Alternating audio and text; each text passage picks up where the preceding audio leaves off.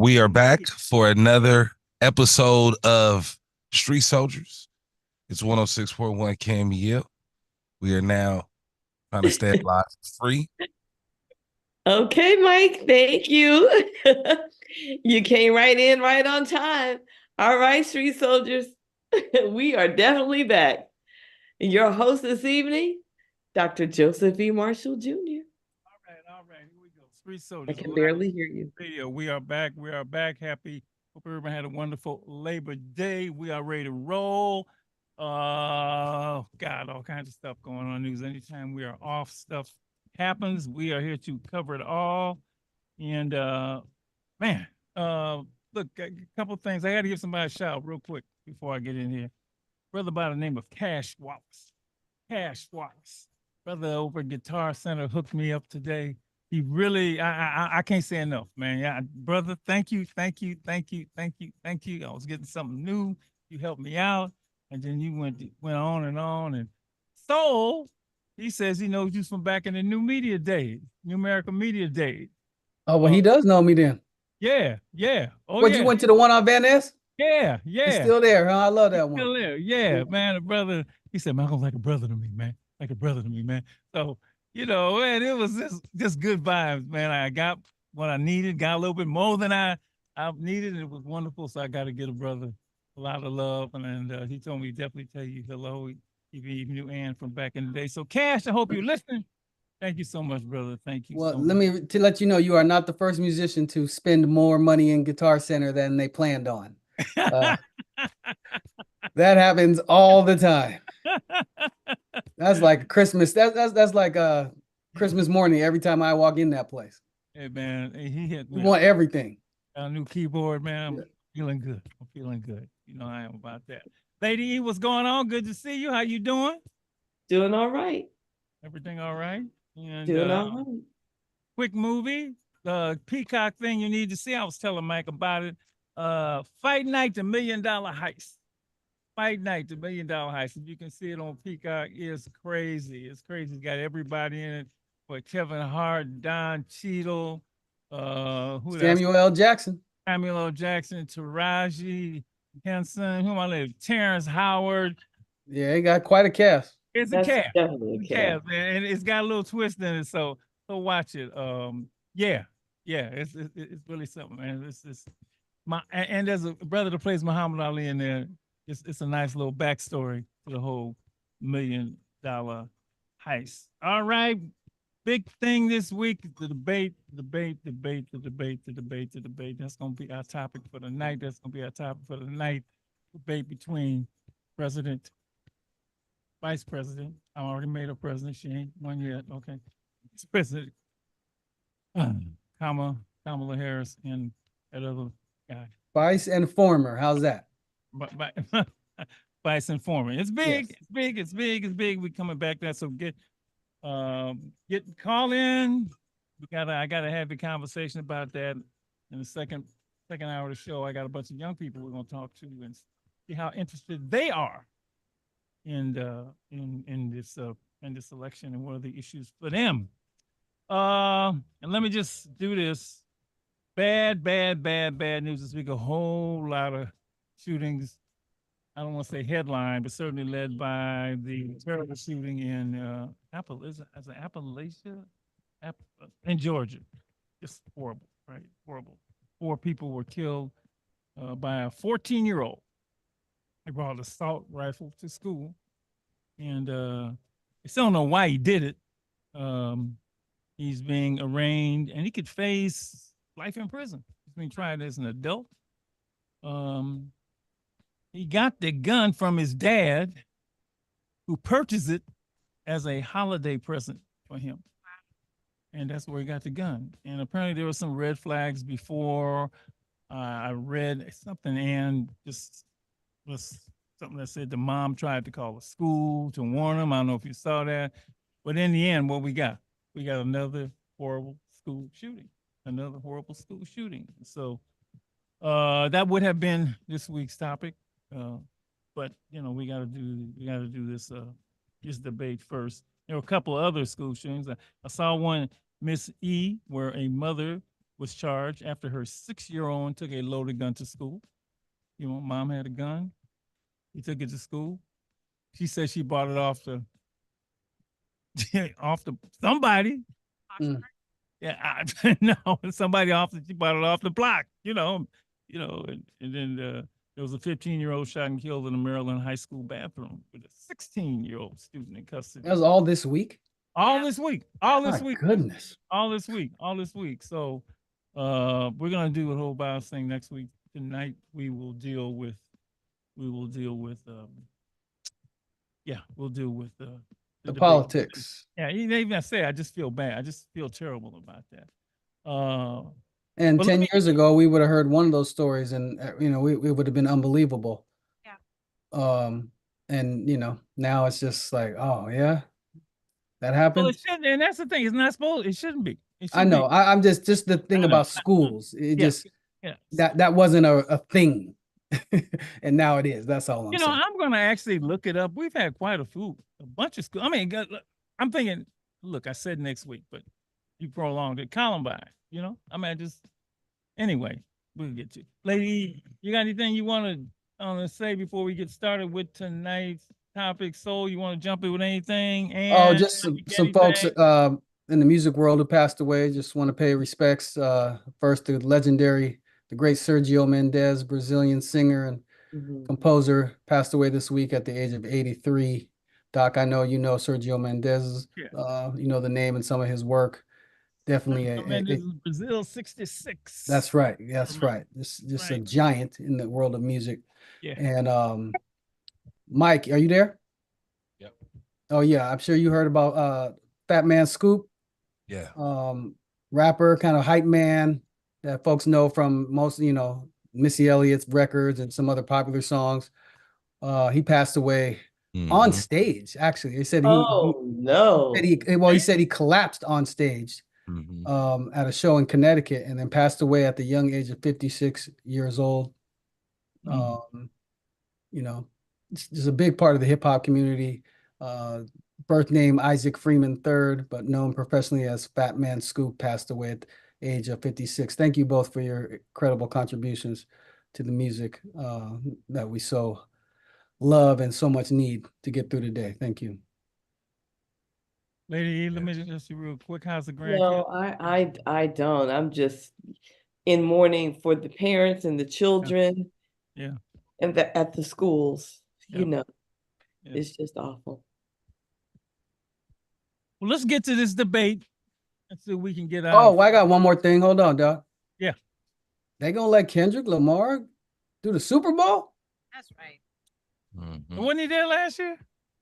I thought yes, What did he he helped say? me. Didn't he do the Super Bowl before? It was like four. It was like four acts. And wasn't Kendrick there last year? He might have made an appearance. Yeah, it was so. like it was Dre in there. Yeah, it was a whole bunch of folks who was Did there. was he part of the Dre thing? The LA, the Dre, he was part of that set, right? I just know he was I don't there. remember. All I know is no, he was there because I was like, we're gonna be all right. That's what he was doing. No, you know, look, yeah. But now he's gonna be the main act. Is that what you heard? I guess we'll see. Mike, do you know anything about it? Yeah, he's supposed to be doing the halftime show for the Super Bowl. Okay. Something. Yeah. Why not? Why not? It's gonna be a good look. Hip hop wins again. Think he won. Nah. Think he won. All right. Where's the Super Bowl gonna be? New Orleans. Oh, it's gonna be in New Orleans. Okay. All right. You gonna go? Nah. Look, man. Super Who Bowl, knows? You never know. It's wonderful. And speaking of the Super Bowl, Doc, I know you're excited about this debate, but this might be the first week you didn't mention any sports. And we did start football. NFL started this week. I know. None of the games really got me today, so I'll wait until tomorrow night. Tough loss for the Raiders, I mean, man. And 49ers tomorrow night. We'll see. I want to say that, but Mike, I don't want to say that. But congratulations to Dak Prescott. I will say that. Got paid. Yes, he got seriously paid today. Who got paid? All them dudes get paid, man. No, but Dak got paid. Paid. Jamar is holding out. Chase is holding out. All right, all right. Well, this debate is huge. It's huge, right? It's huge. It's this whole presidential campaign turned on a previous debate between Joe Biden. You're right. It did. Uh, it's not a stretch of the to say that had not that debate happened, and Kamala Harris would not be in the race. She would not be the Democratic nominee, right? If that debate hadn't happened, because um, uh, President Biden did so poorly in a lot of folks' minds and a lot of the Democrats' minds that, hey, like, dude, you gotta, yeah. And then Vice President Harris emerged as the challenger, and she has come out of nowhere. You remember, she didn't have, but 2.5 months, maybe? I think it's been that long. Yeah. To put this campaign together. They are neck and neck, I've heard, depending on polls. One's ahead, one's not ahead. But it's remarkable that because she wasn't even in it. And everybody is pointing to this debate to see if this is going, how this is going to come out. So I want to hear from folks what they think is going to happen. What do they think is going to happen on Tuesday night? Yeah, I really want to, every channel, and Fox. I don't watch it. Fox, MSNBC, CNN. That's all they've been talking about. And usually they have a panel of people, right? But this is our chance, your chance. This is our chance to hear from you, the listeners of Street Soldiers. What do you think is going to happen on Tuesday night and this debate? Are you looking forward to it? Are you looking forward to this presidential debate? What do you expect? What would you like to see? What are the issues for you? This is issue you. This has been called, every election is called the most consequential in history. This might be the most consequential in the history, dare say, of the Republic. I know that sounds like hyperbole and exaggeration, but yeah. So we're gonna give you the number. Want to hear from you? Jump on. We're gonna take as many calls in this first hour. I want to see if you're interested. If you're interested, 877-955-1061. 877-955-1061. What are you looking for in this debate between Vice President Kamala Harris, former President Donald Trump? Are you going to watch? Let me ask you that first. Are you going to watch? Yes. I actually can't. We were going to have an event at the club, man. And I said, no, I'm going to have an event. I got to see this thing. I'm going to be there from, what time it starts? 6 o'clock? I think it starts 6 o'clock. Those 90 minutes. ABC journalists are going to ask the questions. They got a set of rules, right? The mics, all the mics are turned down, right? The whole time you ask questions. And I think the mics are supposed to be muted. Muted, yeah, muted, so that there will be no rumbling on. I mean, I've seen all of the requirements. It's going to be interesting. It's really going to be interesting. 877-955-1061. I want to hear from you. Tell me what you think about this debate coming up. Are you going to watch? Maybe that's the first question I should ask. Are you going to watch? Lady E, how you feeling about it as we wait for the calls to come in? How do you feel about this thing? I just keep shaking my head and chuckling because I can't imagine a debate between the two of them. One is an intellect and the other one is an idiot. Yeah. Say that again, Lady. Say it like you. Okay. Say that again. One more time. One is an intellect. Y'all. We're going to get to the phones. Don't worry. 877-955-1061. Want to hear from you big time. Go ahead. Lady. One is an intellect. One is an intellect. I'm writing that down. And the other one is an idiot. Facts. I'll say that with a straight face. I know. I mean, dishonest. Uh-huh. I mean, he is consistently dishonest. Yeah. And unaware. unaware of many things. He babbles. I mean, yeah, I just can't imagine. I can't imagine. And especially him having a decent debate, which is what we'd love to see, but he insults, he's rude consistently, you know, he's defensive, he's antagonistic. So I can't imagine what it's going to be like. What would you like to see asked? We're going to get to you folks, getting these phones in order, 877-955-1061. Keep calling. We'll get to you. We're going to get to you. What, is there any particular topic or questions you would like to see asked during this 90 minutes?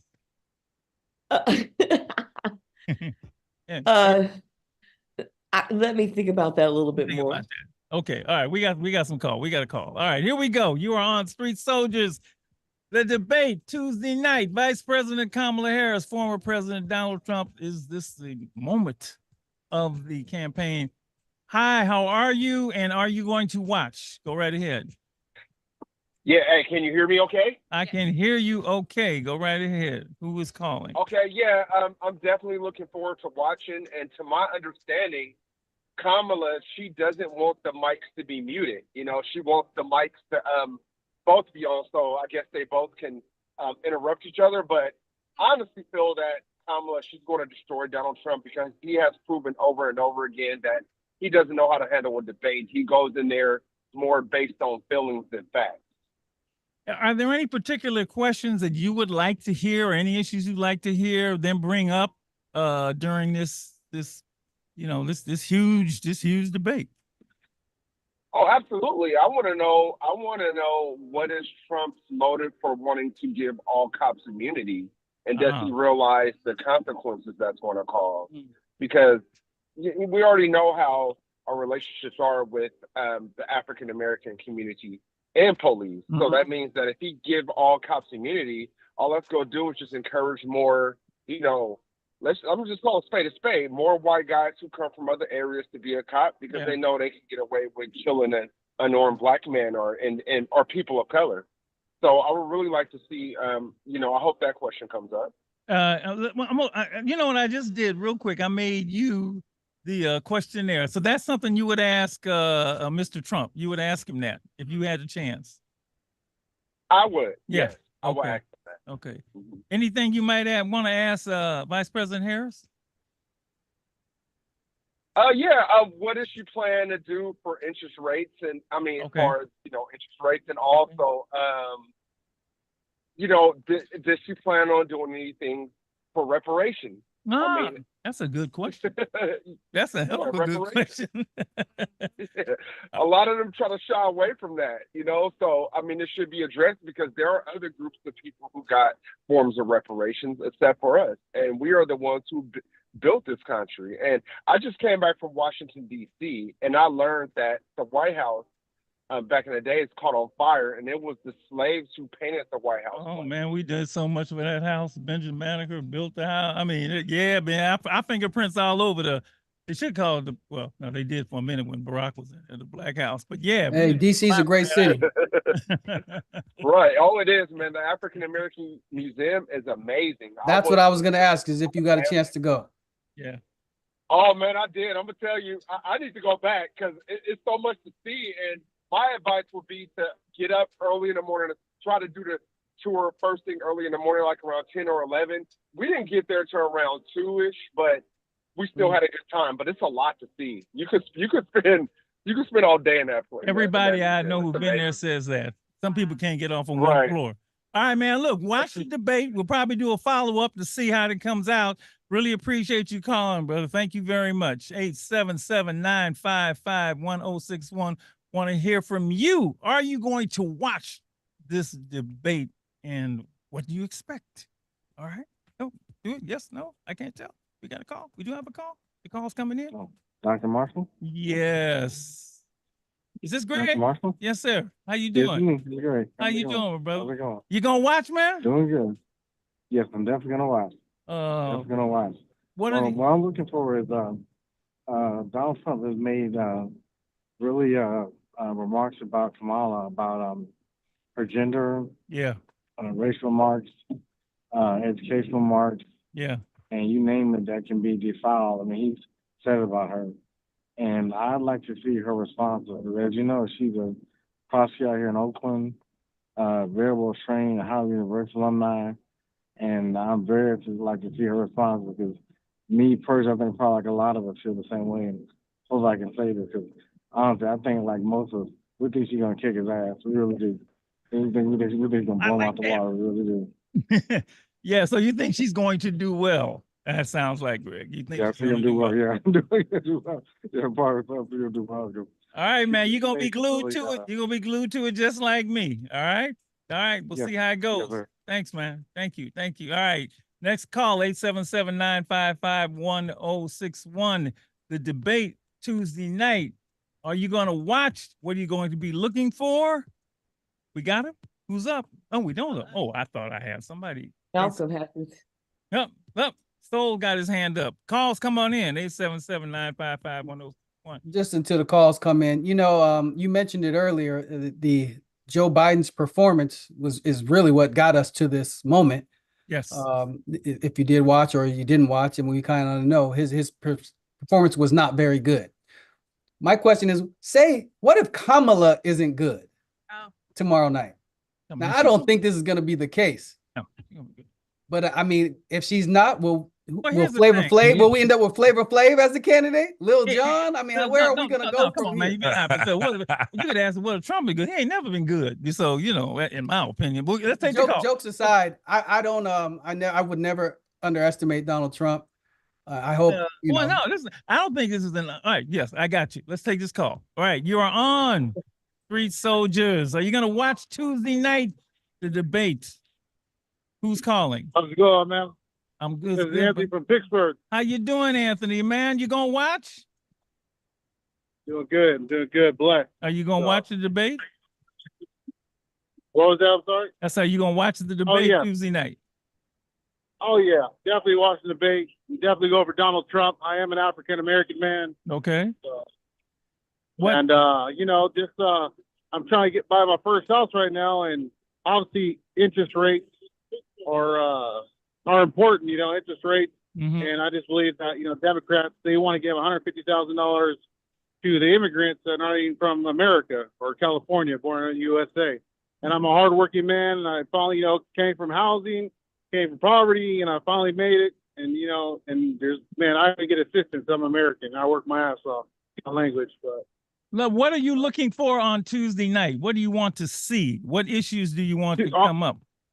What I want to see, I want to see that Donald Trump is going to stick to his demands, you know, interest rates, cut taxes, because we're getting taxed like, man, I'm getting almost 40% of my paycheck out, you know, and just really, really bring back the middle class, you know. So yeah, what's his plan on taxes? You know, property taxes, more for Americans, and also the veterans. What does he plan on doing with our veterans? I'm not a veteran, but man, I've seen everybody else get all this money, and the veterans are getting screwed out there with housing and a lot of homeless right now. You know, I go to San Francisco, and it's like, oh my God, it's bad. It's unrecognizable. So he's been vague up to this point from everything I can see on being very specific about things. You're looking for him to be specific on those issues that you raised. Is that correct? Yeah. Yes, Okay. that is correct. Okay. What would you ask, and you might want to ask her anything, what would you ask Vice President Harris?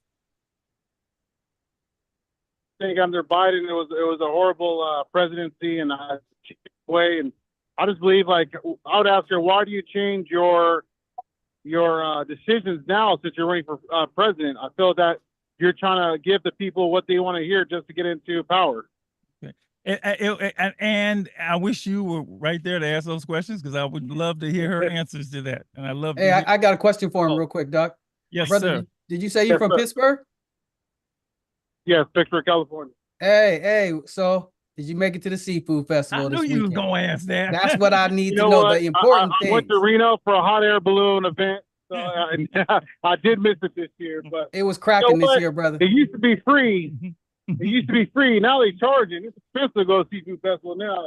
You do need some money, but it was real nice. They moved the location. It's in downtown. But we'll see you at next year. Right, it's like 15 minutes. 15 minutes away from my house. All right. Well, we'll see you there next year, brother. All right, man. Look, we'll probably do a follow-up. So if we do a follow-up on the debate, you call back in, okay?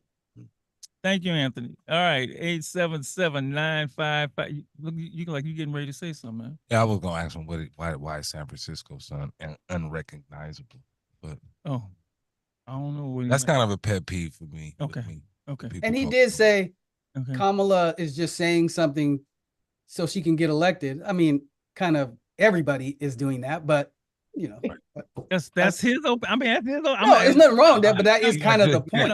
He had good points. I don't agree with none, but it's his points. That's my point. He can say what he wants. I'm just saying the last part when he said she's just saying something to get elected. I mean, that's what everyone is doing. Yeah. All right, you are on Street Soldiers. You're going to watch the debate on Tuesday night between Vice President Harris, former President Donald Trump. Go right ahead.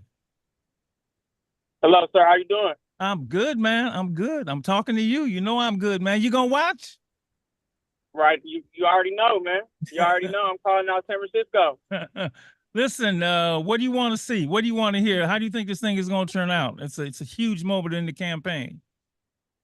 So I'm a Mexican American. I support Donald Trump.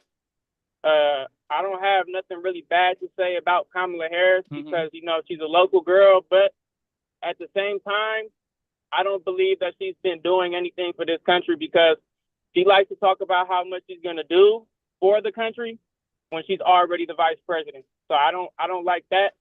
And also, I believe that Donald Trump had the best presidency, at least when I was alive.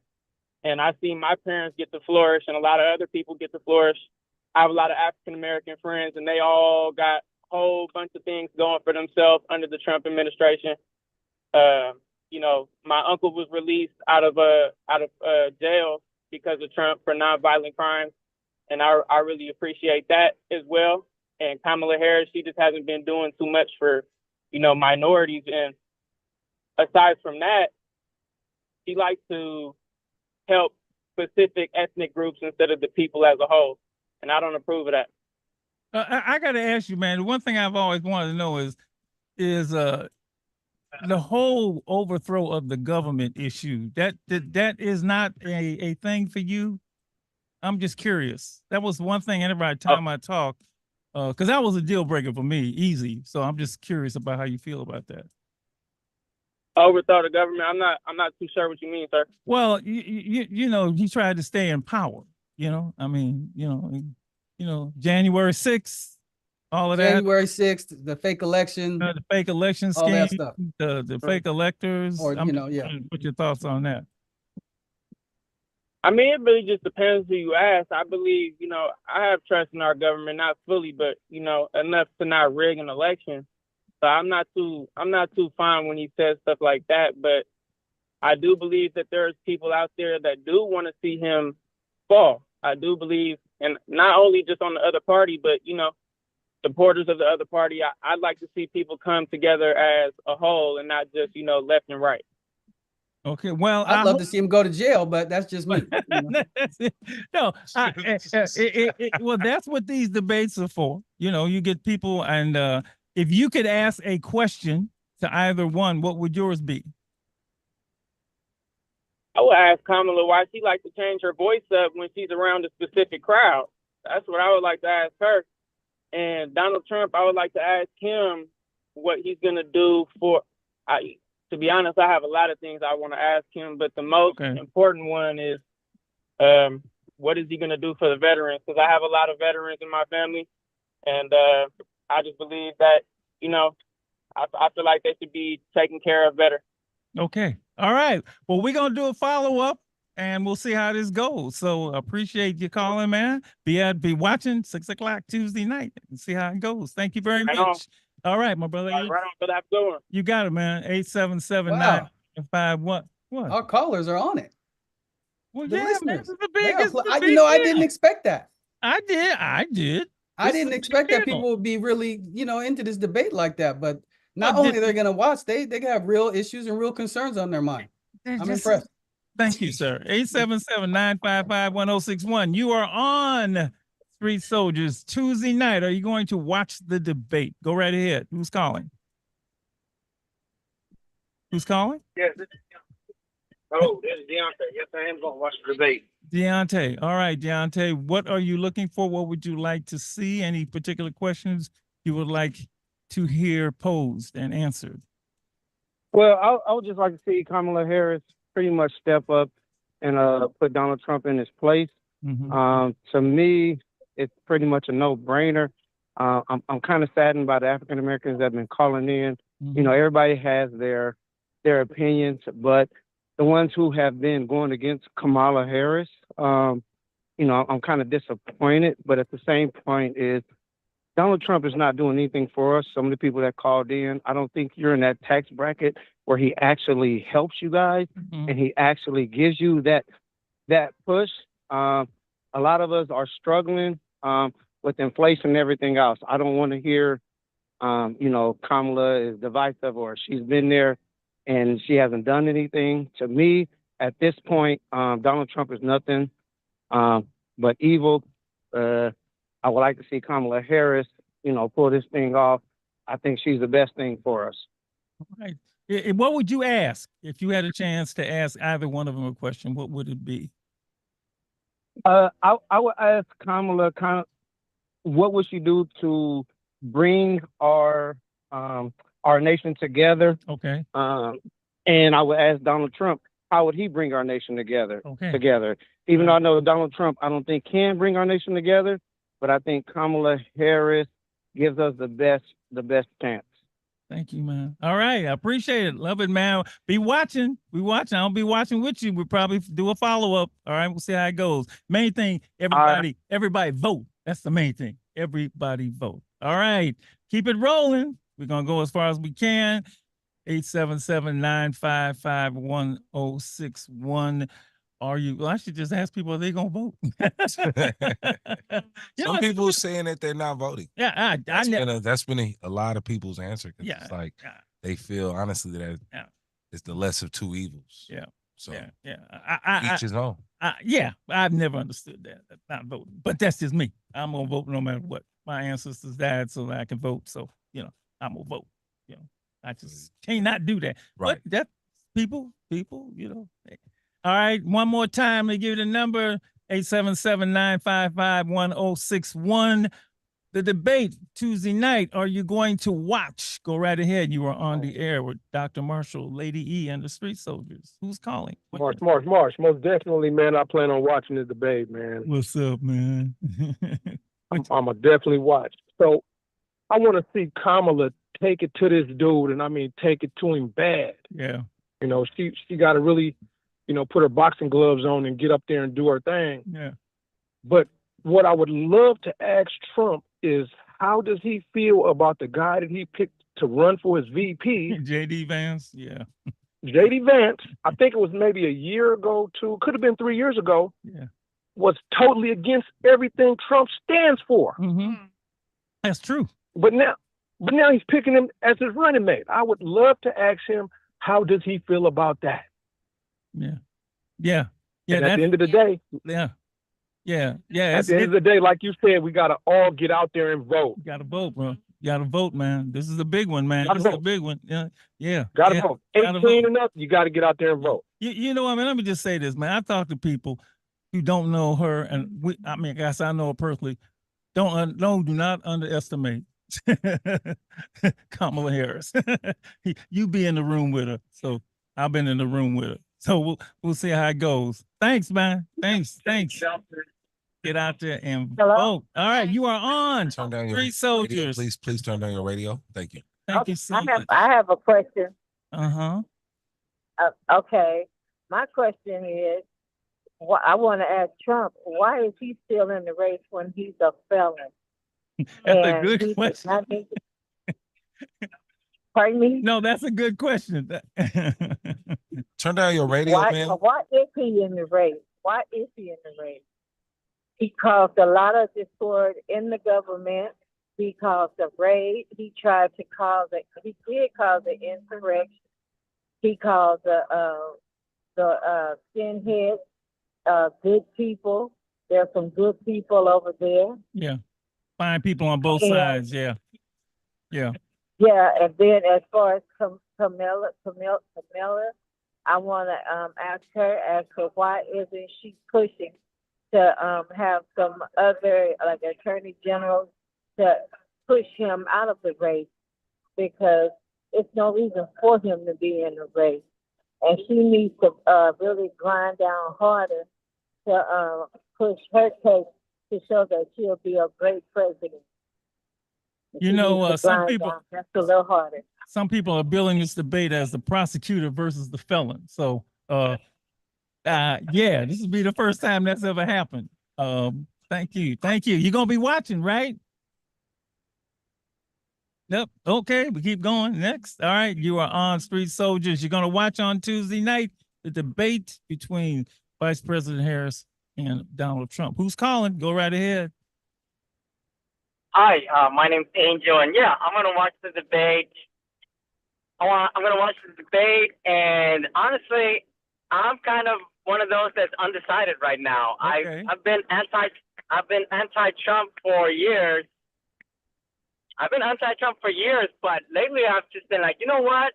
He does have some positive points. I can't deny it. Like he has some positive points that, you know, I like the way he handled the situation with North Korea with I forgot his name, Song Kim or something like that. Kim Jong-un, I think is the way you say it. I'm probably getting that wrong. Yeah. Yeah. Yeah, that guy, you know, I like that his stance on the border patrol. And like, it's funny, I'm actually Latino, I'm an immigrant, but I like his stance of border patrol and what? You know, yeah. Okay. Interesting. After, I mean, I came in legally and stuff, but you know, I approve of the way of that, because it's been, you know, the Biden administration let a lot of immigrants in, but they also let a lot of Venezuelan gangs started coming in. Gang members started coming in, and they were terrorizing people in Colorado and this and that. And he knew about that. And so, you know, he was right about that. Let me ask you this. If you had a chance to ask each one of them a question, what would it be? Can you hear me? I would. Yeah, go ahead. You know, I would ask Donald Trump, hey, are you not connected with Project 2025? Yes, because that's the one I would be. One I'd be all over him with, dude, for real. Go ahead. Thank you. What would you ask Vice President Harris? Vice President Harris, I would say, you know, how is she gonna make a difference? How is she gonna make a difference for immigration and the environment? Okay. You know, those are two issues that are important to me. Wonderful. Thank you so much, man. Be there watching just like the rest of us, and we'll see how it goes. Thank you for calling Street Soldiers. Love it. All right. Well, 877-955-1. I'm getting so I say the number so much, I mess it up. 877-955-1061. Who we got on the air? You are on live with Dr. Marshall and the Street Soldiers. What's up? Oh man, this is Jay from Oakland. I just wanted to call in, you know, give my opinion on the debate. Yes. Yes.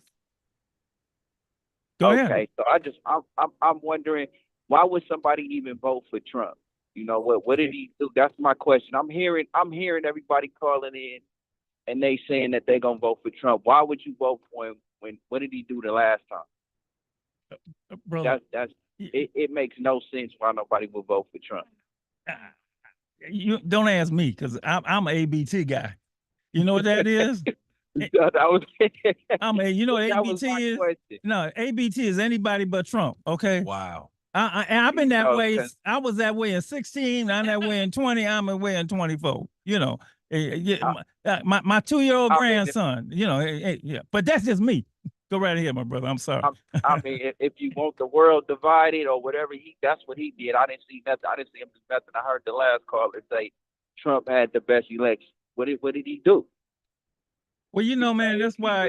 Let me ask you this: if you were asking questions of either one of them on Tuesday night, what would you ask? I just asked what she don't do different. Yeah. I mean, Biden did a lot of good. He didn't do that bad when he was in there. Yeah. You know, I just asked what she'd do different, what she add. Yeah. Now that she know a little more, Yeah. what would she add? Yeah. Yeah. I'm sure she was 90 minutes. I mean, sure she'll have a chance to answer a lot of these questions. Hopefully will be direct and they will demand direct answers. So man, tune in, keep some notes, you know, because this is a big deal. Thanks a lot for calling, man. Really appreciate it. Really, really, really do. 877-955-1061. You are on Street Soldiers. You're going to watch Tuesday night? Who's calling? Hey, how's it going? Yeah, I'm watching Tuesday night debate for sure. My question is to Trump is, can we have 8 years instead of 4? Can we have? I mean, honestly, man, it's like this, man. Malcolm X said the Democratic Party is the party of benign neglect, and that's 100% facts. They have done nothing for the country or for my people. They haven't done anything. Okay, Kamala steals from the Freedmen Bank and gives $8 billion to immigrants, not to the American Indians. That's literally our land. You're gonna give our money away, and it's sad to hear our own people, you know, just in a spell, man. I mean, don't you know we've been Democrat for the last 12-something years, man? It don't make sense to me. You know what I mean? I mean, X already told us who the Democrats were, and we've been voting in just our own demise, man. So I hope Trump, he comes in, he closed the border down. I mean, this country is infiltrated, bro. I mean, we're literally breached. I mean, Venezuela let all the prisoners out of their jail and send them to America, bro. And people want to vote for Kamala. What's wrong with Californians, bro? It's something in the water. Well, a lot of what I think was wrong with it is that what's wrong with Californians? They're talking about, oh, we won't vote for Kamala. Man, she ain't done shit for nobody. Bro. And I see I was gonna give you, but you can't cuss on that. Come on, man, bro. He gone. Better let him go. Yep. Yeah. Well, I was gonna ask him his question he was gonna ask, but he didn't give me a chance. All right. I got Mo 877-955-1061. We got a few minutes to get you in. 877. It's good. I'm digesting all this. I love hearing all this. I'm taking notes for the second hour. Want to ask some questions about young people. 877-955-1061. Are you surprised that we got a call? Okay, we'll get more in. 2 more. Let's go. You're on the air, Street Soldiers. You gonna watch Tuesday night? Yes. Yes. My one of the main things for me is homelessness. Okay. And that's serious. Serious. Yes. Homelessness. It's terrible out there. Yeah. And what they're gonna do about it? Are they gonna do tiny homes? Right. Yeah, that's yeah. So you would ask both candidates about the issue about homelessness. Is that correct? Yes. Yeah. So something needs to be done, you know. Yeah. For sure. Yeah. I've been out there. It's horrible. I'm out there too. It's a horrible thing. Yeah. It's horrible. Horrible. Yes, horrible. it is. Yes, it is. Yes, it is. All right. We'll see if Thank you for having this show. Oh man, Dr. thank you Marshall. for calling. Thank you so much, my man. Keep your head up, all right? Okay, bro. All right. Go right ahead. You are on Street Soldiers. Are you going to watch Tuesday night? Please make sure you turn down your radio. Please turn down your radio. I will. I sure will. Go right ahead. Are you going to watch Tuesday night? And what do you? I want everything for the world. I'm going for Trump, obviously, because I know a little bit about Kamala Harris. I don't care much about.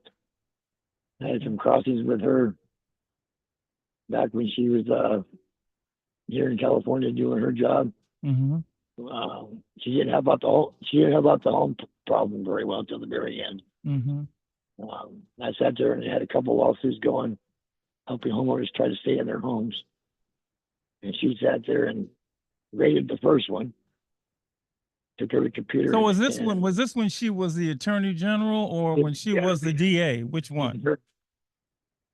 The attorney general. Okay. Okay. Okay. She came in, it was like 2009, I think it was. What questions would you ask either one? What? Well, what questions would you ask him? What questions would you ask her? I would ask her what she has done these last 3 years. Okay. For one. Okay. Right. Okay. Okay. And Trump, I would ask, what is his involvement with Project 2025? That's what I'm gonna ask him. Yeah. You know, Cameron, I just so much against.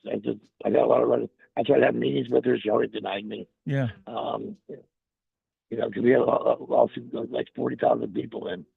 Gotcha. You know, and she came to arrest the guy that had it going. Okay. Of course, he put his arms out and said, "No, go ahead and arrest me if you want. I'm tired." Right. We got a couple more. We want to try. No more. We got one more. Go ahead. Yeah. No. Yeah. My voice is gone anyway. But Trump, I don't know. I think Trump did a good job for us. Okay. Our economy was well, and the economy has doubled. You know, All right. We're in double trouble right now. You know what I mean? And why are they doing that? All right, we got to go. We got a second hour coming up. We got some young people going to come in, going to have a conversation, this exact same conversation. Thank everyone for their calls, and more importantly, thank you for watching Tuesday night. And obviously you're all going to vote, and that's what you're supposed to do as Americans. It's that simple. All right. And tell them what's next. All right. So the phone lines are full. So in order for you to go ahead and share your opinion, visit us at YouTube Live at Stay Alive and Free. You can always take us on the go on any iPod app that you listen to when you go to Street Soldiers Radio. And we will continue the conversation right now on YouTube.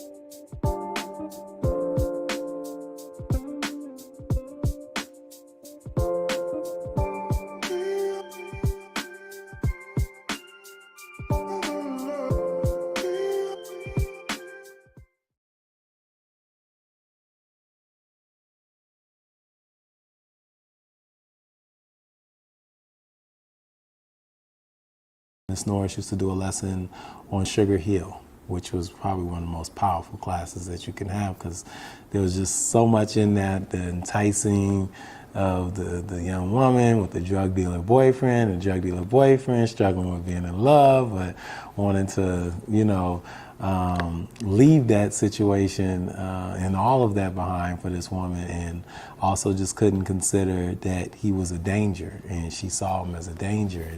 And that was just one of the, and knowing that you've seen these movies, but you haven't watched them that way before, right?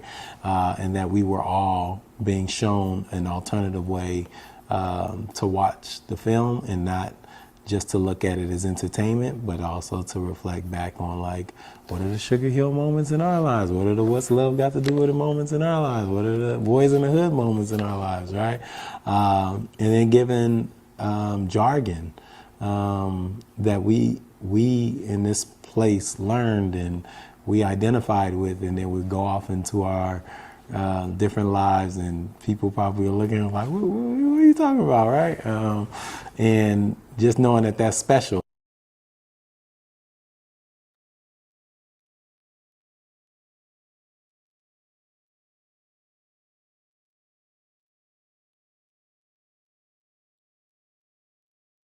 Alive and Free Radio, Street Soldiers, hour number 2.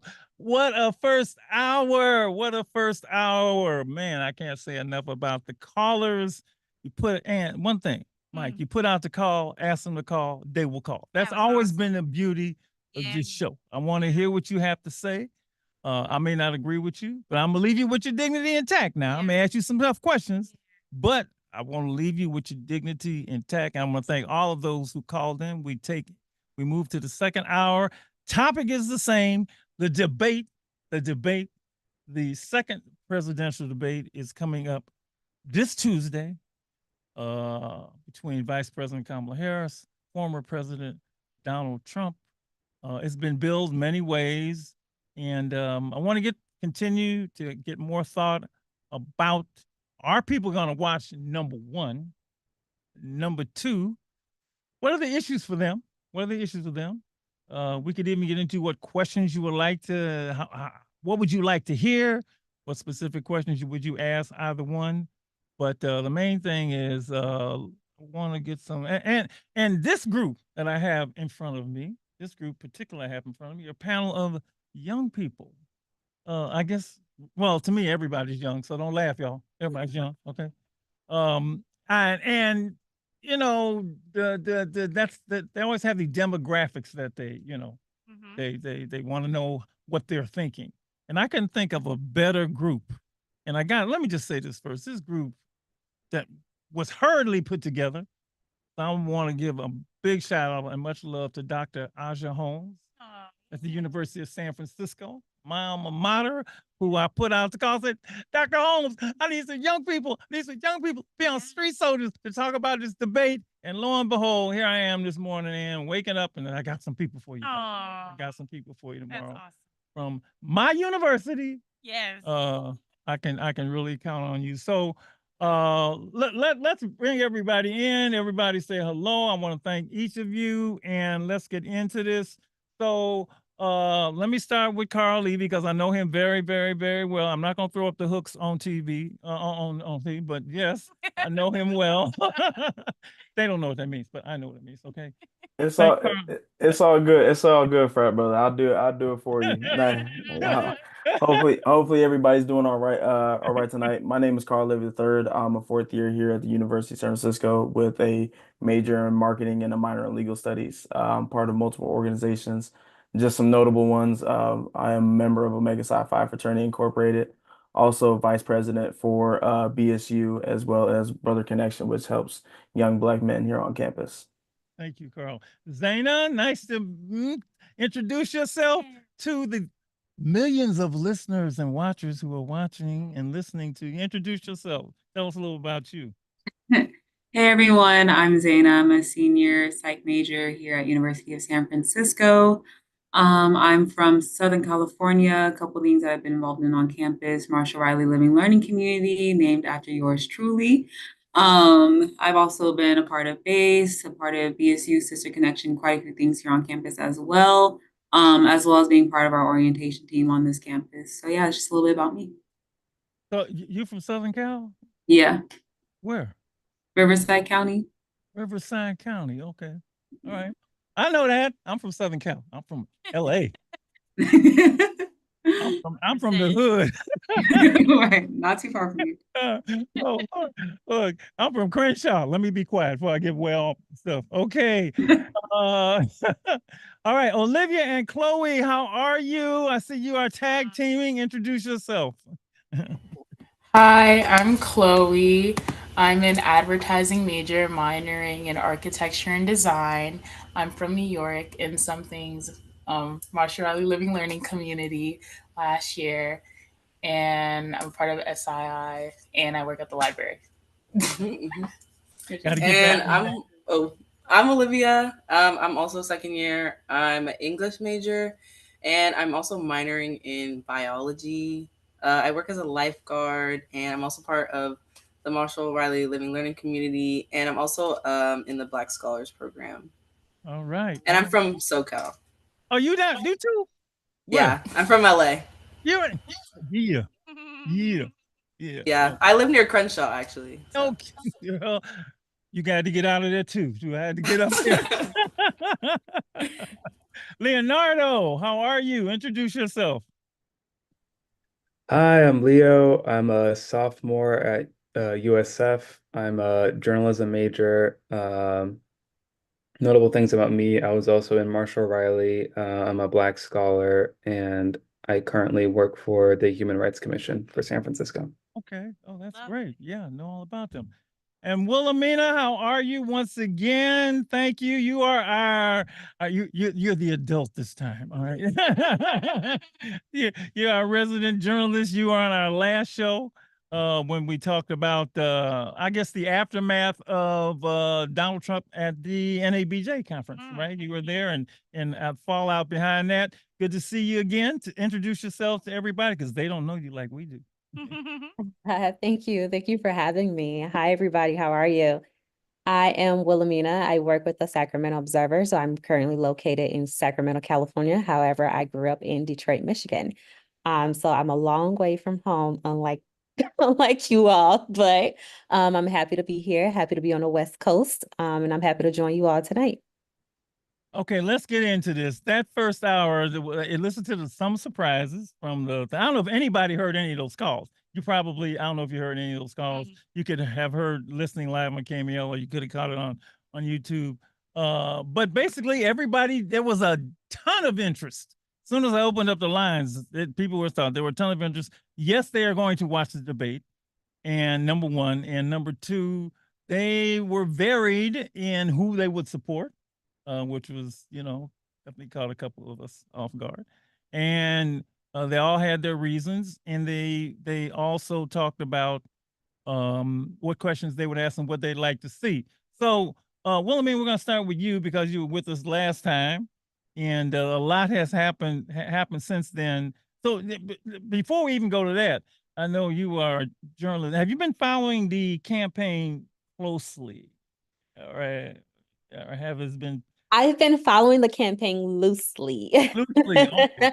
Unfortunately, I'm not a political reporter. I am a general reporter, and there's a lot happening in Sacramento every day that my focus needs to be on. But I am aware of what's going on with the election. Yeah.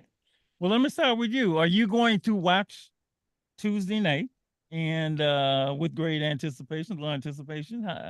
Well, actually, Black outlets, Black papers across the country are going to be doing a debate in Black Debate in America. I don't think that's the actual name for it, but we will all be watching, and I will actually be one of the reporters at Sac State interviewing some of the students at Sac State. So I will actually be working the debate night. So yes. It's pretty obvious that the first debate was a turning point in the campaign, in that some people say had there been no first debate, then Biden will still be running, right? But he's not. And Vice President Harris has stepped in, and I would just say to me, done an amazingly remarkable job of putting together a campaign in such a short period of time, to the point where it is now neck and neck in the poll. That's from what I've been. I'm not a big poll person, but that's what's flashing on the screen. Come a remarkable long way. And this may be the one. In fact, one of the callers said that he was still undecided and was actually looking forward to this debate to make some sort of decision. What I mean, you're a journalist, so you be working, but what would you like to see? What do you anticipate? I anticipate, just from what I've seen, I trust that Vice President Kamala will stay on course. She will tell the American people who she is and what she stands for and her policy, no matter how someone else tries to derail that course. I don't think we're going to see the normal debate that we usually see with Donald Trump, where there's sort of this back and forth of him saying something and they trying to respond to that something. But I think he's gonna say what he's gonna say, and she's gonna stay on course. That's what I think is gonna happen. Okay, we'll come back to you because I want to ask specific questions. Zaina, we'll come to you first. Let me start. Who? I don't know. I'm going to ask him.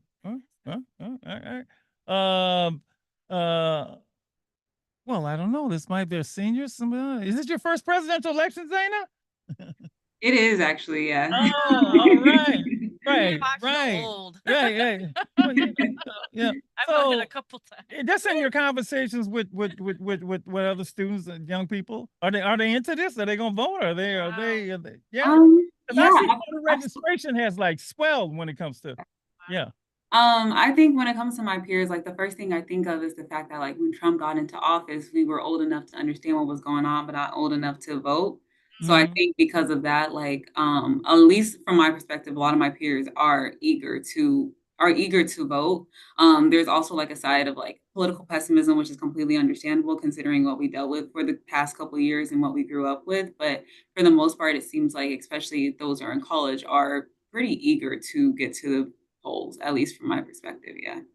Yeah, it's in my reading, it seems like the registration of young voters has, since Vice President Harris has got in the race, has just gone to the roof. Much of that is due to, is credited to her. Leonardo, your thoughts on, is this your first time around voting for in a presidential election? Yeah, this will be my first time, and I'm very excited. Yes, all right. And it's all right. You're not old, man. You just voted a few times in a few presidential elections.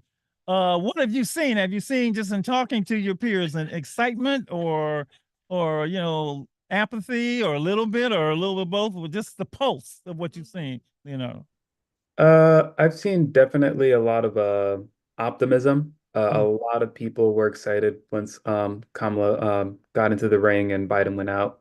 Although the honeymoon season is kind of fading and a lot of people are getting that sort of political apathy again.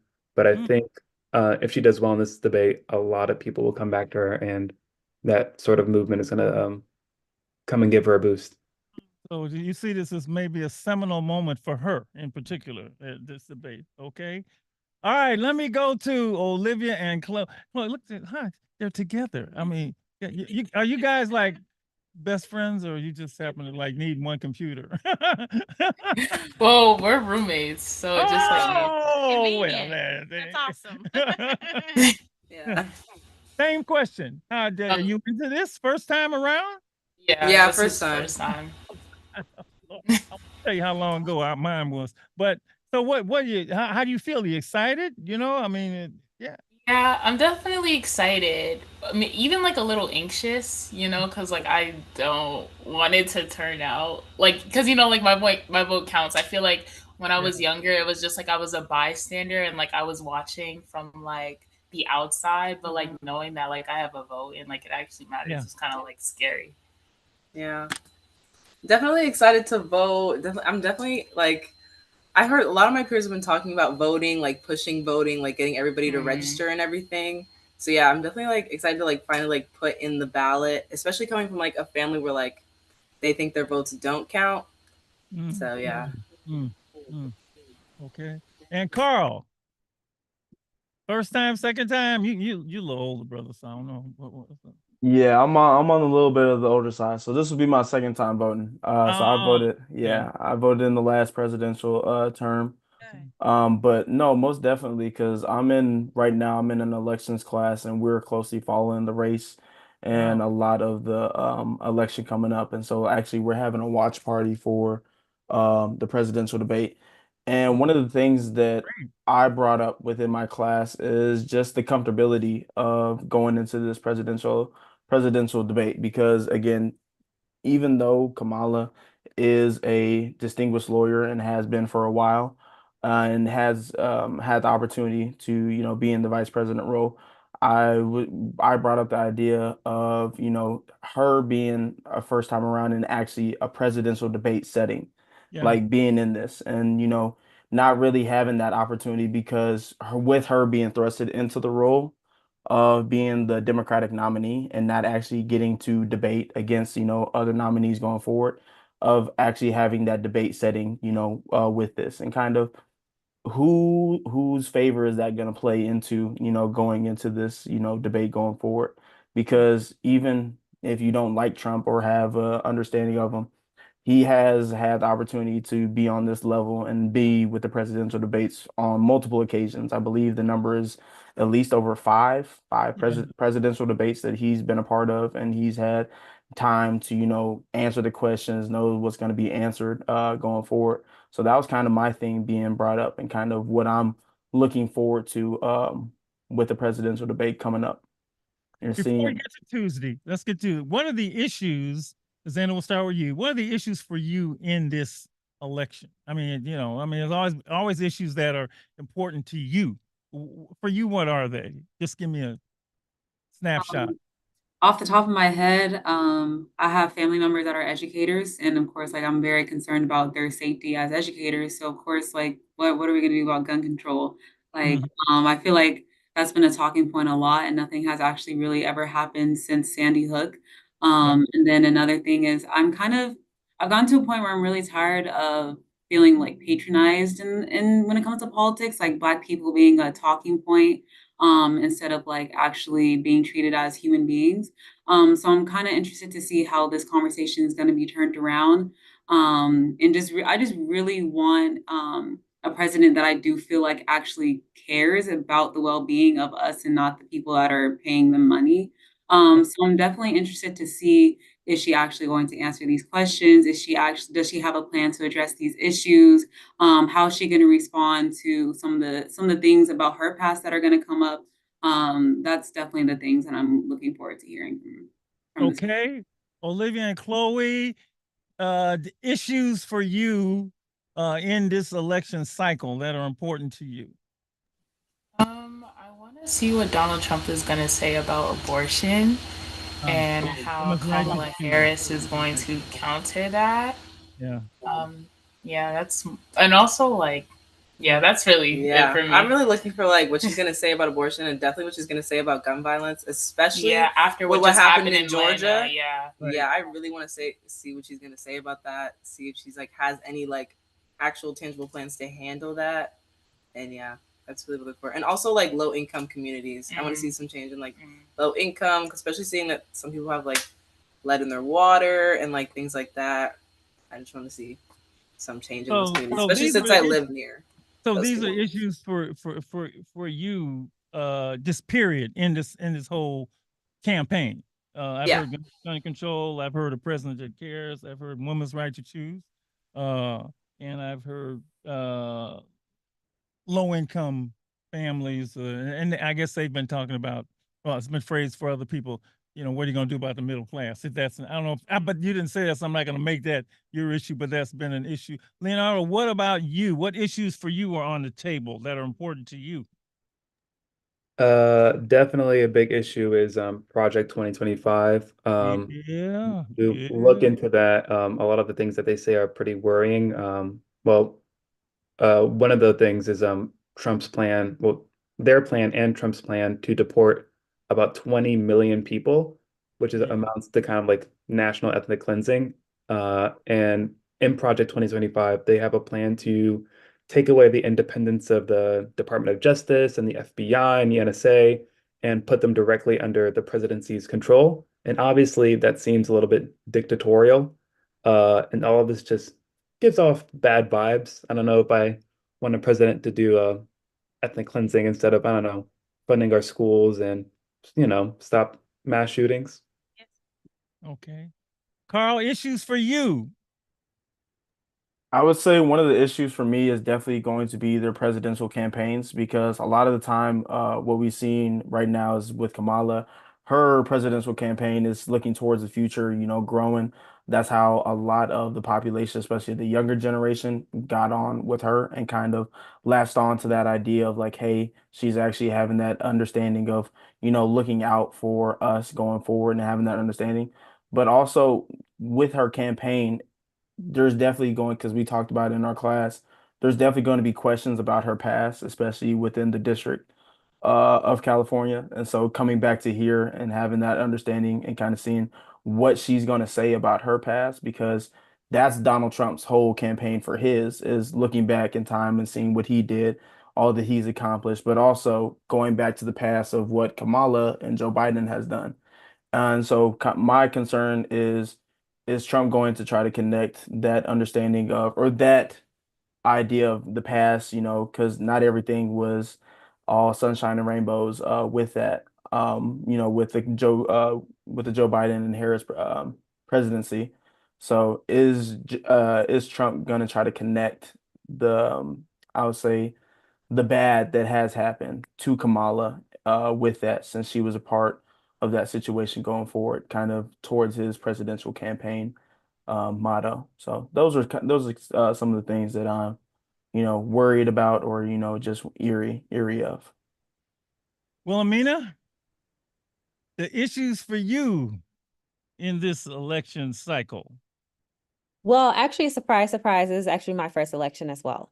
I'm not you guys' age, but I just became a U.S. citizen in 2021.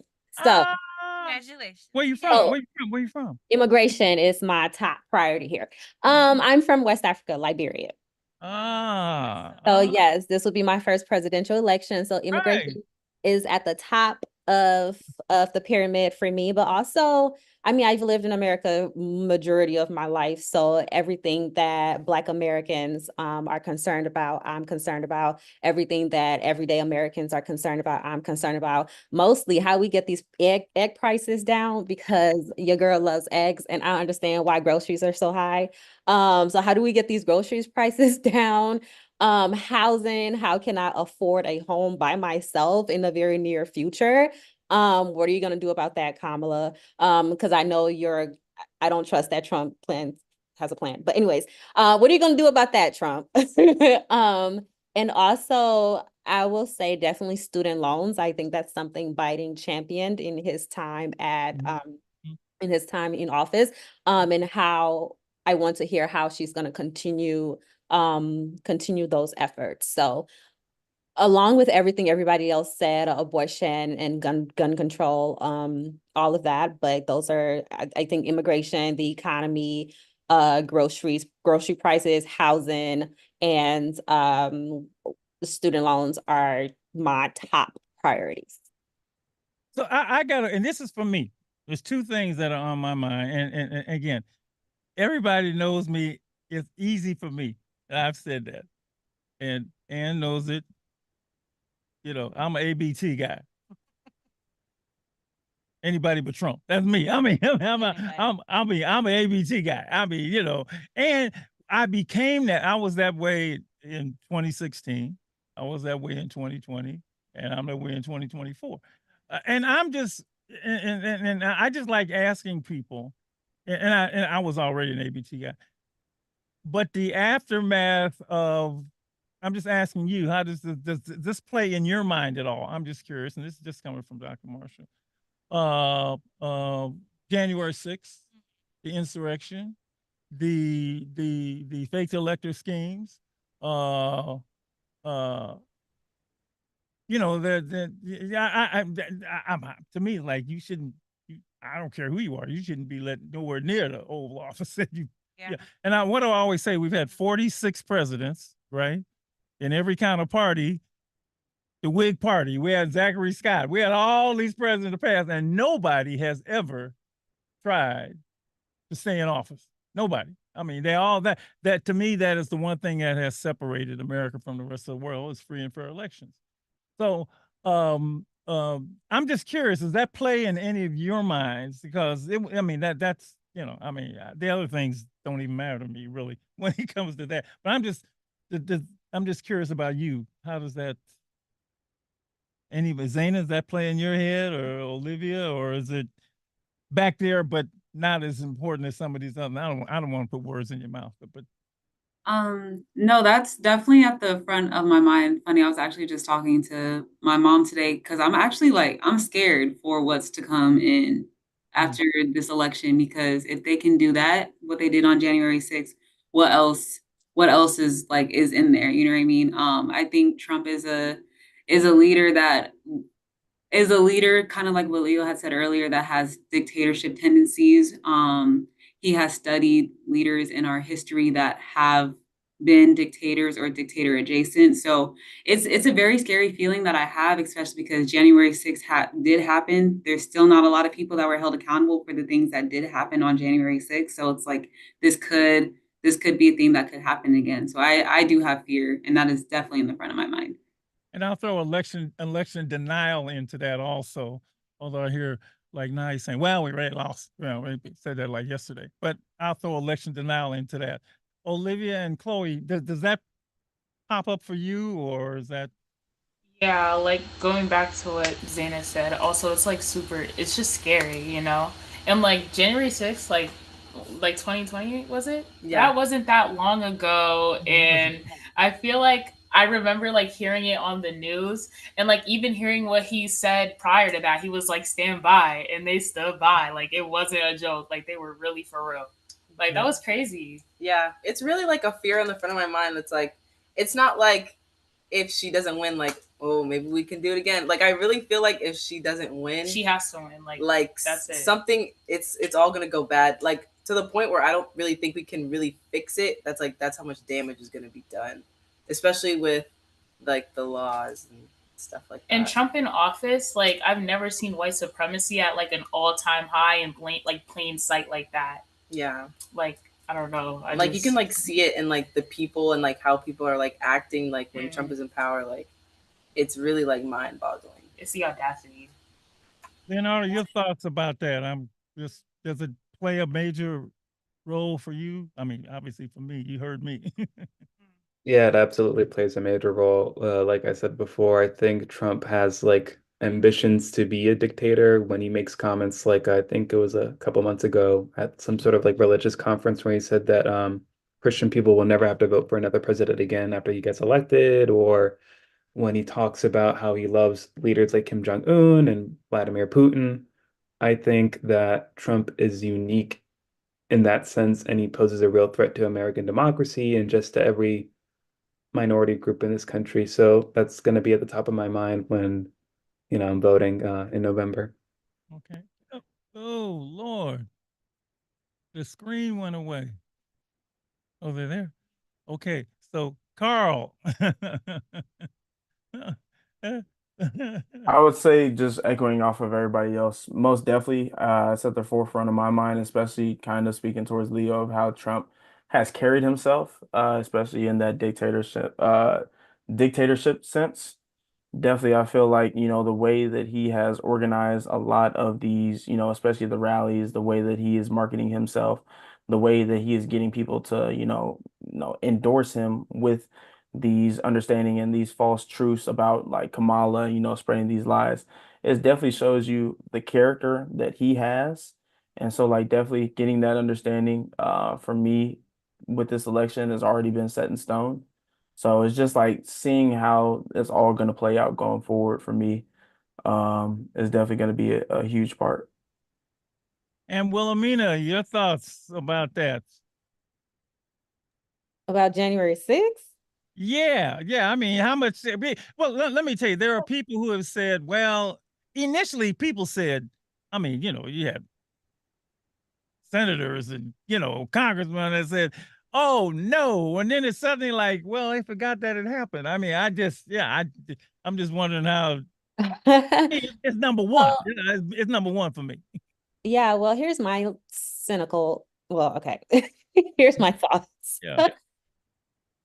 What it doesn't matter. Okay. It doesn't matter who really wins.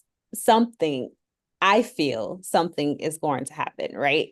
If Kamala wins, Trump is going to do what he did, and his people are going to attempt another Jan 6. Okay. I do feel that. Yeah. These are not facts. These are Wilhelmina's feelings. And then if Trump wins, well, we're in hell. So it's like damned if you do, damned if you don't, right? But I do think that if Kamala wins, it will be maybe a moment in time, and then we will get back on track. But if Trump wins, it will be a hard road to recovery for the United States of America. It would feel like a January 6th for the next 4 years, like it did when he was in office for those 4 years he was in office. So. Has it surprised any of you?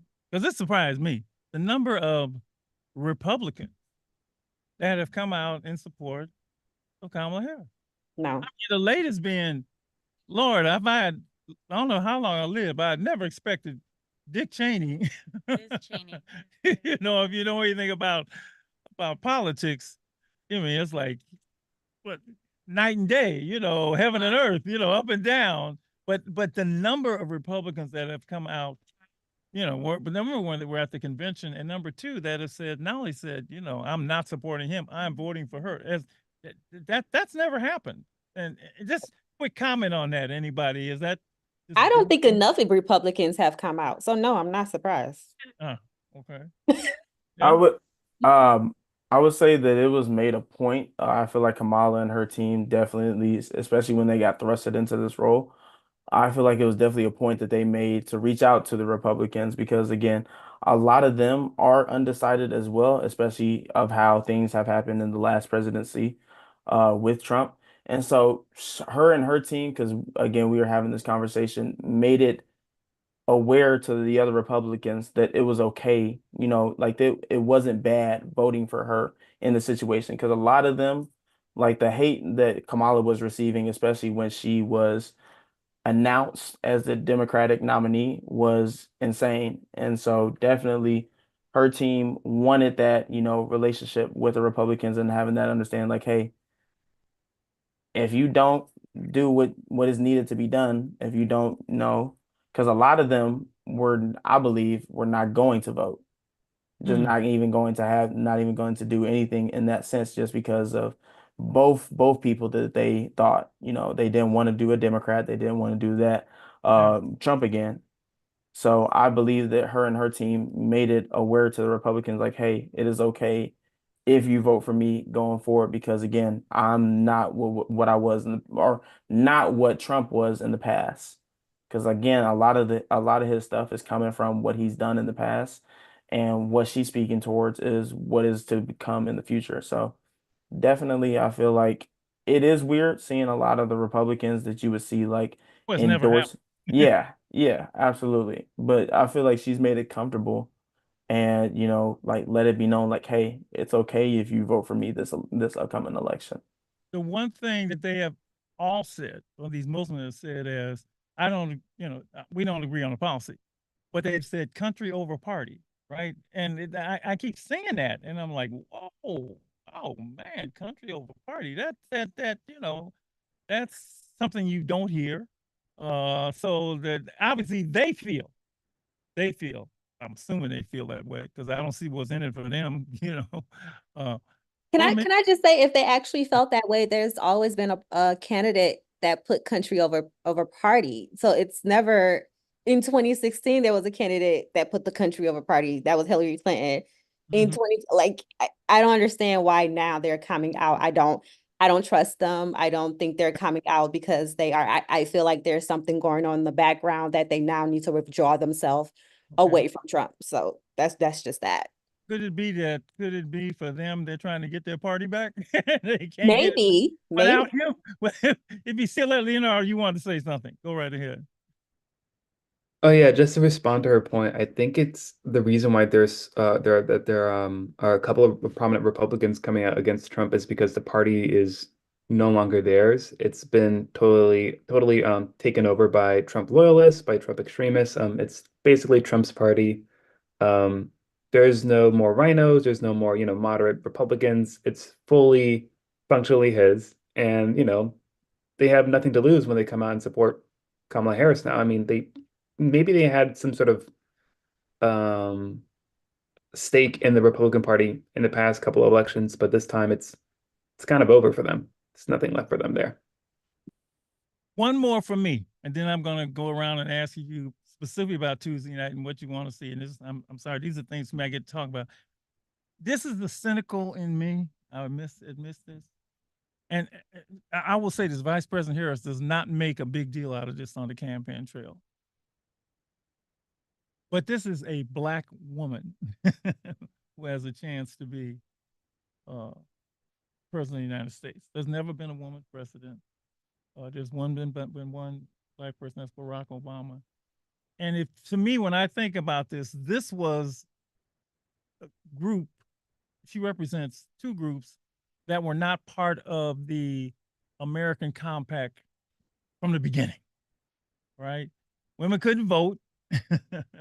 Did not get that until 1919. And we know what it was with Black folks. And I'm wondering how hard it is mentally. And this is just, I want your thoughts on this, if you have any, for them to vote for a woman of color, no matter what is on the other side. I'm curious about that. I personally think that is deep in America's psyche. That's from reading history from a long time. I mean, I read a whole lot of books about this place. Do you have any thoughts about that, or is that just me with this? Like this is. Oh yes, it's Dana. You got your hand up. Go ahead. Yeah. I was gonna say, like, kind of to the point earlier, the reason why that Republicans didn't come out and support for Hillary back in 2016 was because of that psyche. And I think it's because they didn't expect for their party to be taken away from them. Like Leo said, it's no longer the Republican Party. It's Trumpism. It's Trump's party. And it's basically their last ditch effort of not just saving like their party at this point, but of like saving democracy. And I think that should signify how scary things actually are. If Republicans are saying, I'm actually going to support this Black woman with immigrant parents, we should be terrified if they're saying that, because that means that whatever is going on really in their party, we only know 50% of it. So what that shows me, and what I feel like that what we should know, is that the Republican Party is no longer the Republican Party, and this is a last ditch effort to try and save democracy. And that it's really going to be interesting how this turns out, because how do Republicans rebuild after Trump?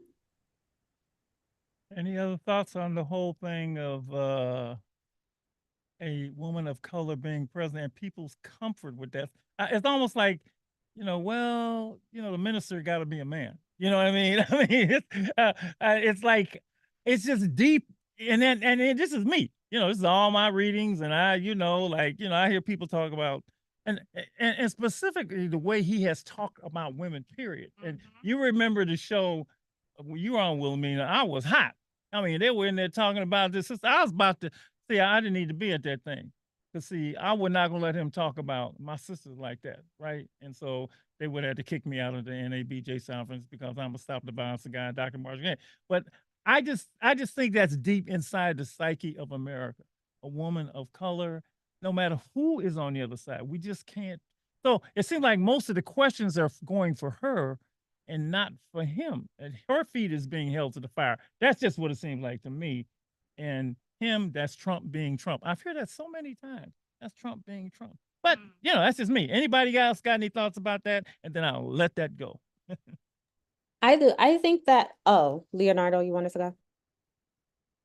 You can go ahead. Okay, thanks. I think that Biden did a really good job at kind of like helping America see that a woman and a woman of color can lead, because he put her in this position. Biden put her in this position on purpose, right? Like, this wasn't a mistake. He was priming the American people like, hey, when it's her time to come, y'all better be over the fact that she's woman and she's Black. You know what I'm saying? So even though her time came a little faster than we thought, I think we had already sort of been primed to think that a Black woman or a woman could lead because she was second in command. So for me, it's like it's more of historical and less of a thought of can she lead, less of a thought of will we vote for her, and more of a thought of like how will she lead, and like what would her legacy be? Because we have sort of been primed to see her in this role already. Well, at least I have been primed to see her in this role already. So it hasn't been that much of a, oh my gosh, she's Black and she's a woman. It's been scary in the sense that I thought racism would get a little bit more racist because of that, but not in a sense of like I could have never seen this coming, right? Because I did see it coming. So yeah, that's where I am on that. But he didn't call her everything but a child of God. You know, He called everybody everything but a child of God. Like, she don't care at this point, right? She's not even responding. And again, it's not for her whether she cares. But like, I mean, yes, I care too, but at the same time, like this man's words going one ear and out the other at this point for me. Like, I don't even think about what he says, because one, I know who I'm voting for, two, I know who I'm not voting for. You know what I'm saying? Like, I don't even think about him. He said worse things. He will continue to say things about people. There's nothing I or anybody else can do about that, but not vote for him. You know what? She asked him to say it to his face. So he if he gonna say it now, he get a chance to say it to her face. Say it to her face. That's a good thing I'm not in the audience. Okay. All right, it's Tuesday night. What do you want to see? What do you want to hear? Let's start with Leonardo. What do you want to see Tuesday night? What do you want to hear? What questions would you ask if you were part of the question answering team? I guess the moderator team. I guess what I want to see from this debate is honestly a lot about policy. I feel like it's been sort of talked about recently in the media that both of them haven't really hit on policy points for the most part in this election. So seeing what they feel about how they feel about unions, or how they feel about war, so into like immigration, and how they feel about even like stuff that deals with like the Federal Reserve or the economy. Getting into those issues and really making those differences public and giving the American people a real chance to see, who's up for the White House. Is there a specific question you would ask either one? There's so many questions. I don't know if I can really pick one. Well, then you don't have to. I guess if I had to choose, it would be, I guess the main thing for young people right now is Israel and Palestine, and seeing what they would do about that, how they would handle that in a way that protects, the hostages in Israel, but also the civilians in Gaza, and what they're going to do to help, both of those groups, but especially Palestinians. Got it. Zaina, what do you want to see Tuesday night? I want to see some fact checking on Trump's behalf. I think what happened in probably every single debate, but especially the last debate, I feel like Trump was allowed to go on about a lot of things and not be fact checked at all. And I think that's something that I think that people that are kind of in the middle need to see. They need to see him be held accountable, whether it's by the moderators or it's by Kamala or whoever. Someone needs to hold Trump accountable for the lies that he's telling, and please fact check him. That's definitely something I want to see. In terms of a specific question, there's just so many questions. But I think the number one question is what is the plan to actually like protect human lives in the United States, because it seems like that our bodies and our lives are used as property to just continue to fund money, and all these damaging things are happening to us, like climate change, like gun violence, all these other things, and there aren't really any policies that protect us and put human first. So that would be something I would love to be answered to some capacity. By the way, speaking of fact checking, I heard his answer on when he was asked about child care, and I don't know if you saw that, but I was like, dude. But the point is, nobody said, "What the hell are you saying?" I mean, Exactly. Exactly. you said, "Well, I asked you about," but see, then I wasn't there, so you know, they ain't gonna let me in these places. Okay, Olivia and Chloe, what do you want to see on Tuesday? I just want to see everything kind of be addressed. Also, a little bit about like Roe v. Wade, like post overturn, like what are they going to say about that? And I just kind of want to see a real debate, because I remember Biden and Trump, like I feel like their last debate, it was more like it felt like two people just arguing. Like they were talking about golf, like we're running a country here, and you're like arguing about golf. Like I don't know. Yeah, I really just want to hear like specifics, like what Leo said, like with policies, because I feel like I don't know, just from where like I see her from like the media's perspective right now, it's just like she's everything that Trump's not, but I don't know like specifically like what she stands for, like specifically what policies she wants, what she's gonna like fight for when she's like in office and in power. So really, just like specifics is what I want to see. Carl. I would say for me, I would like to see a good, clean debate, most definitely. But fact checking, not just on Trump's side as well, but with Kamala's as well. Because again, I feel, especially with our people, if we have somebody that looks just like us, we get lost in a lot of the words that they say and believe it to be fact without actually looking it up for ourselves. So definitely both sides for that. And then one of the things that I would ask is what would the next 60 days look like for them if they do win the election? Because a lot of the times, especially when in Trump's fact, he abolished the Obamacare system, I would say in like the first few weeks that he was in office. So I would ask both of them, you know, what would the first 60 days look like? Which policies would you be addressing that, you know, the previous presidency failed to address or didn't address going forward with that. Wilhelmina. First election. Oh, girl, I was so excited for you. Okay. Yeah, I think I'm just I don't know. I'm excited for this debate, but I don't expect a clean debate. Okay. I will be honest. I don't expect there has never been a clean debate with Trump. That's so true. I don't know why we're expecting that, right? Yeah. But I do expect that Kamala, like I said in the beginning, will outline her goals, will outline her plans, her strategies for the US.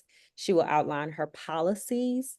That's what I'm expecting from her. I'm not expecting her to engage back and forth with Trump. I'm expecting her to talk to the American people and tell the American people who she is and what she stands for. So that is what I would like to see and hear. I would like to just see and hear policies from her, answering all of the questions that the American people has laid out, the things that they care about the most, the economy, student loans, they care about education, gun control, gun violence, all of that. I want her to address all of that and tell us what is her plan. Doesn't have to be a perfect plan, right? No president has ever had a perfect plan, but at least I want to know that she has a plan. Lady E, you have been listening patiently. You have been taking notes. I'm turning things over to you. You don't have to rush. We got time. And go ahead. You can jump on in, your comments, your thoughts. You can ask any of our guests anything you want to. Go right ahead. Well, I just like to weigh in. First of all, I'd like to compliment each of you, your brilliance, your feedback, your comments, your observations regarding this election, and your thoughtful preparation for what's about to come is just noteworthy. So I just need to acknowledge you for that. I am just really pleased to hear how present you are in this process, especially those of you who are doing this for the first time. And this is critical. It's critical for so many reasons. Trump is out to win. To win. And the only way he could do that is to put questions in the minds of the people who would go vote for Kamala just because she is a person of color, just because she is a woman. So it's so important. And if we can focus on all of the things that he's going to present or could present, or the questions that he could evoke, then that will take our eyes off of who he is and what he's done, the damage that he caused, those things that he did that were under the cover, behind the curtains, and impacted and infected this country, even to the point where it was time to do the peaceful transfer, and he didn't. The lies, the level of dishonesty that he continues to show.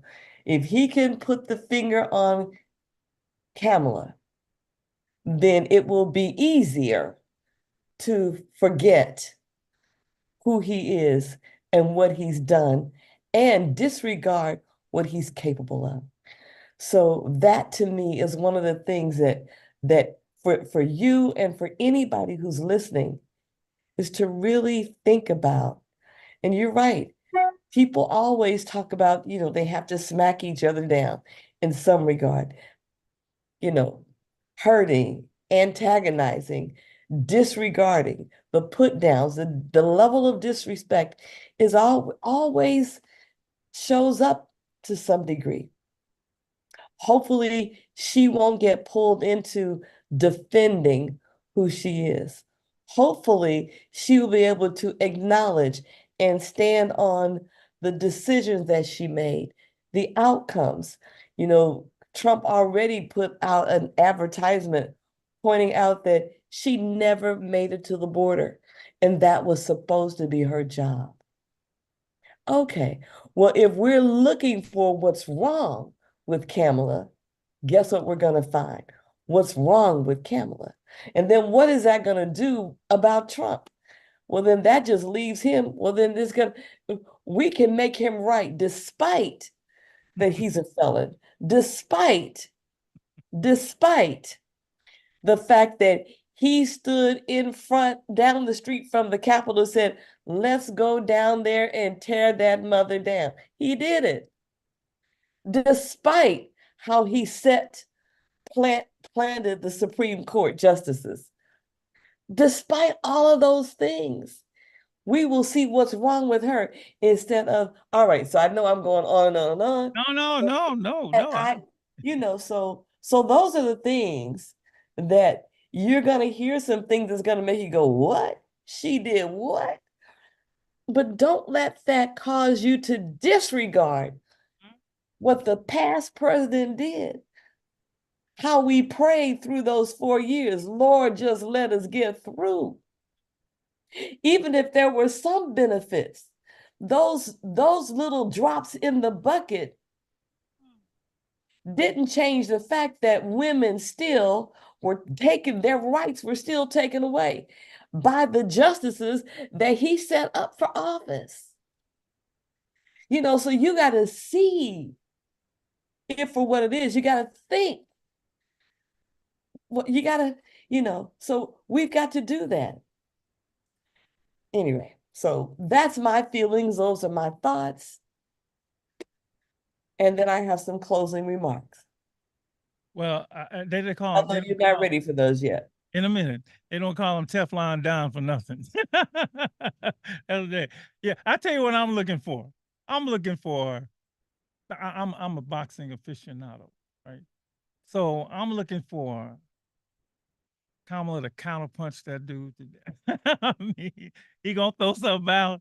I'm looking for the first part, like 15-round fight early on. It might be even, and then she gonna throw something out. He gonna throw something out, and she gonna hit him 4 or 5 times. I think she's an excellent counterpuncher. I saw her with Kavanaugh.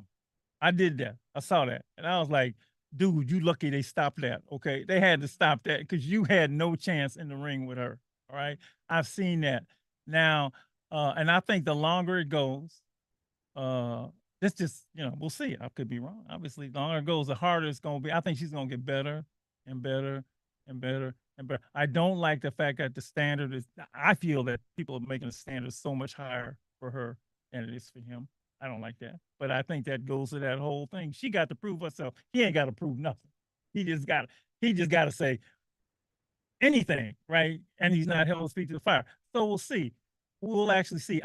It'll be interesting to see what the people asking the questions, how they do, how they really tell us something. So I don't know how that's going to go. In the past, they let him go and say nothing and move on. And I think she's going to get it. To me, she's going to get her shots in. And having been in the room with her, do not underestimate Kamala Harris. That's just me. So we'll all see. We'll all be watching. This is wonderful. And before Lady E gets her closing remarks, and y'all might have to have you guys back for a follow-up. We might have to have you back. We'll see. I know it's hard. You guys got busy lives. Well, somebody told me I got a midterm tomorrow, Dr. Marshall. I can't come on the show. But keeping folks together is nice. We got, we're not into October yet, so we got to go all the way to November and getting your perspective. But I just really want to say thank you, especially to the students at the university. My whole beginning was right there. You know that. You've heard the story many times. My whole social consciousness began at the university with the BSU, with being my peers elected me the first president of BSU, and it never went away. So just to see you involved is just marvelous. It's just marvelous to me. Wilhelmina, it's your first election, and I got to thank my son because all he certifies you big time. Wilhelmina, wait a minute. I mean, Wilhelmina Quampo. So it's going to be great. We're all going to be in front of that television. We're all going to watch. I think it's a 15-round TKO by Kamala. Maybe he'll do you don't remember the Roberto Duran Sugar Ray Leonard fight. That was before your time, man. But that was, yeah. Roberto Duran actually left, said no mas. I don't think you'll do that. Lady E, you can wrap it up for us. Wait, can I say, if you Yes. guys want to see some Black press commentary during the election, during the debate, let me know. There will Yes. be commentary from a lot of the Black press around the nation, mine included. So please, please, please let me know, and I'll send you guys the link. Oh, okay. We'll get that tomorrow, and I'll get it out to everybody. Thank you so much for that, Wilhelmina. Lady E, as you always do. Tonight was all about the debate. And this upcoming presidential election, a great deal is at stake. Not too long ago, a peaceful transfer of power should have occurred. But instead, there was resistance and an insurrection occurred. Instead of peace, there was fear, destruction, and violence. Now here we are yet again with the first Black woman and the past president who encouraged January 6th events. Scheduled for their first debate, and still so much is at stake. Project 2025, immigration, housing, homelessness, with pasts that are questionable, to say the least. How will it play out? What will the end be? Well, that depends on you. Will you vote? Will you be able to really see? Will we think this thing all the way through, or will we disregard what we know to be true? This past president's past and the outcome of that, and the possibility of a woman of color as the next president. So Street Soldiers want you to watch the debate with eyes clear to see the one best to unite and lead this country. This is Lady Estelle asking you to consider this. You're pretty good, huh? She's Amazing. Does that every week. Thank all of you. All right. Tell Dr. Holmes, thank you so much. All right, we'll be on TV. We're watching TV on Tuesday. I will thank all of you. I'll get your copy of the show and then we'll be in touch. Okay, Wilhelmina, thank you.